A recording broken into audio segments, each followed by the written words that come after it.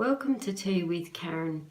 Today I'm doing a short video about tea leaf reading, and you actually get to see my face for a change instead of just the hands where I'm doing card readings or tea leaf charm castings. And I just wanted to talk a little bit today about tea leaf reading itself.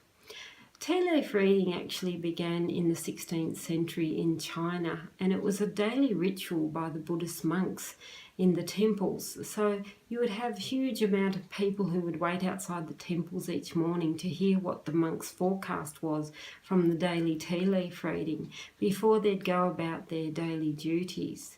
A lot of young people today think tea leaf reading is something new from the movies in Harry Potter and a particular scene where they had a tea leaf reading divination class.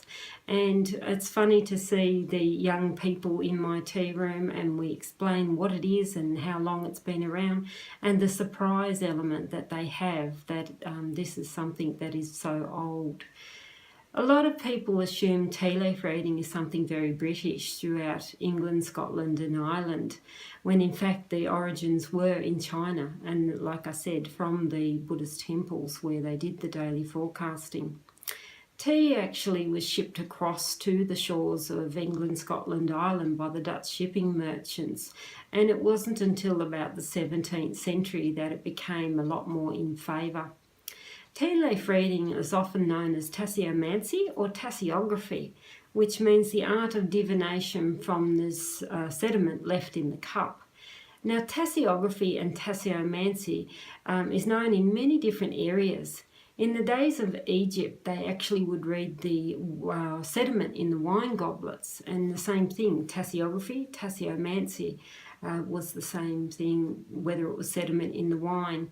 Today's modern wines, though, are too milled and we don't have that much grain to read red wine. Mind you, it would be a fun occasion to probably do so.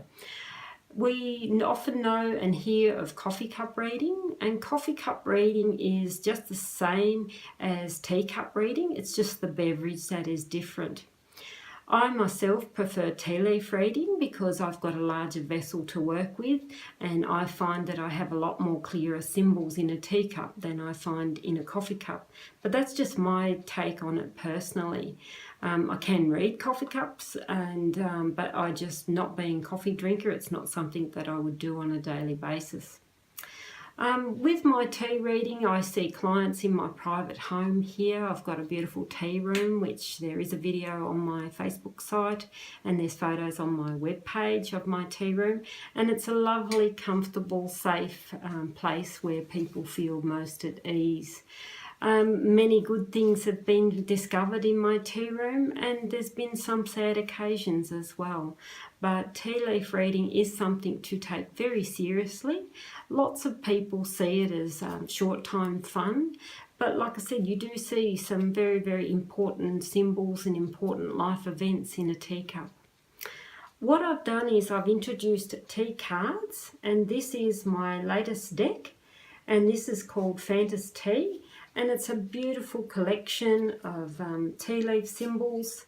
It's a 54 card deck, and these are just some of the most common symbols found in teacups. I do have some videos on my channel on how to read tea cards and various spreads that we use, and I also do tea charms where we do various castings. But I just thought it'd be nice if you actually put a face to Tea with Karin and a voice, so you actually get to see a little bit more about me. So I will lead this video into another spread, and we'll have a look at some tea charm castings because I've got several videos on the tea cards. So without further ado, we will move into a tea charm reading. This here is my set of tea charms available at my Etsy store.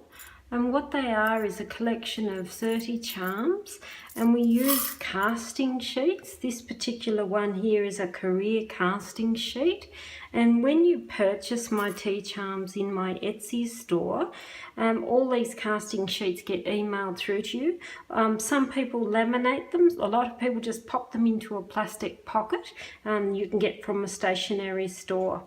So the way we do a tea casting is we don't just get them and dump them all out because it's too many.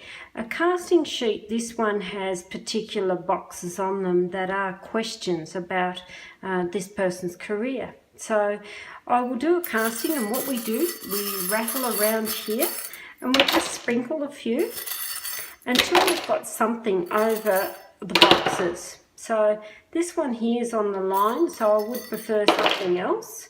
Anything that lands outside the box, we actually put back in the cup. So I'll just pop these back in the cup. That's out, that's out, that's way out. Anything we've got on the edges, see these are outside the frame and not clearly on there, same as this.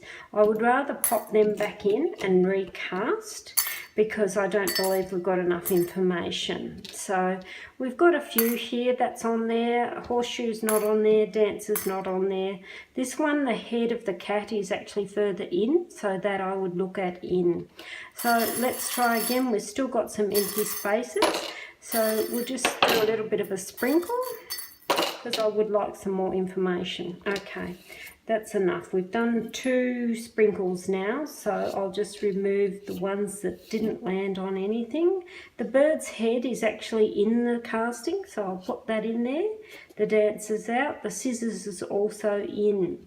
So this one's got several charms on it. So now we read each box with the charms on it. So the main questions, we start here. This, I'll look at the scenario of a young man in a career and not sure whether he needs to actually leave this present career. He is rather a goal-getter, young graduate who's straight out of university, and not sure if the company where he is is going to be enough to suffice him for the long term. So this is the scenario. So we're just having a look at this casting for this young gentleman. So is my present career what I truly desire? We have the seahorse here, and the seahorse would tell me he takes upon many burdens. Seahorse is about carrying the load and carrying the load for too many others. Often seahorse is family related, but in this particular instance we're talking about his career, so it reflects on the career and the workplace.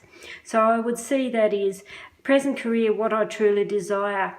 It seems to be a lot of burdens that's carrying on there. The spider here would indicate he feels trapped and caught within a web in this company. So I would say, no, it's nothing that he really desired. What action do I do or take to advance my career? The dragon is a very pivotal sign in this reading. The dragon would tell me it's time for him to have no fear, spread his wings and take flight. He's got 2 choices. He either stands on that precipice and takes flight, or he falls into the pit of fire. I do believe this person needs to step up and take flight. There is no other detrimental symbols on there. So to me, it's about stand your ground and really look to the future. What aspects of my career I can't change? 2 interesting symbols. We've got the car and we've got the lizard. The car here tells me about a journey, and it's often to do with a short distance journey. It's a car I often see come up in tea readings, and it means to think for oneself, like offload the passengers and take up with the driver's seat themselves. The lizard would be about lazing in the sun and being a little complacent. In this question, though, what aspects of my career I can't change? He can't change the things that is more complacency about, things also that are lying beneath the surface in this company. The car here tells me the journey will take him along on the ride, and it'll take him at a fairly quick pace. So yes, there is things he can't change. He can't change the pace, and he can't change the underlying influence there. What is the view of my current performance? Bat, very interesting sign. It means that they are looking at him, or he's certainly feeling it, that they're not looking at him in the correct light. They're really not looking at him in the correct view. And his personal view of his current performance, he also knows he can go further. The bat here means he must step back and actually take a good look at what he's doing, where he's going, and will this actually be a company that will fulfill his ultimate needs. What do I do to enhance my performance? He's got wish here, which is a brilliant symbol. The wish here means he needs to actually really focus on his goals and what his real wishes are. And the cat here is often to do with two-faced situations, and it often means a two-faced female, but this is talking about him. And I see the cat as something where he is in two minds. He's very indecisive. What do I do to enhance my performance? Make firmer decisions and stop procrastinating, being so indecisive. Yes, no's, and really look at what he wishes in the future and his goals. What past issues can affect my performance? He's got 4 symbols here. He's got the bird, he's got the key, the wolf, or the fox, people call it, and the scissors. So what past issues can affect his performance? The cutting here would tell, or scissors here would tell me about his separation. Birds is about discussions. Key is about opening many doors. And the fox tells me about his career and how he's really driven. So his past issues, when I look at these as issues, would tell me where he's cut off his own opportunities in order to go forward. And the bird, in this case being the scissors, a detrimental sign, would tell me he hasn't actually opened up discussions. So his past issues here would tell me he's cut conversations to do with opportunities and his career. So they are an issue themselves. What is the outcome if I listen to the guidance? This is a brilliant symbol. The baby pram would indicate rebirth. It's like, think of a baby that's born. It gives you joy. It's something new, gives you great delight. What's the outcome if I listen to this guidance? This tells me new job, new role, new eyes. So I hope that helps explain a little bit about a tea casting, and thank you so much for listening.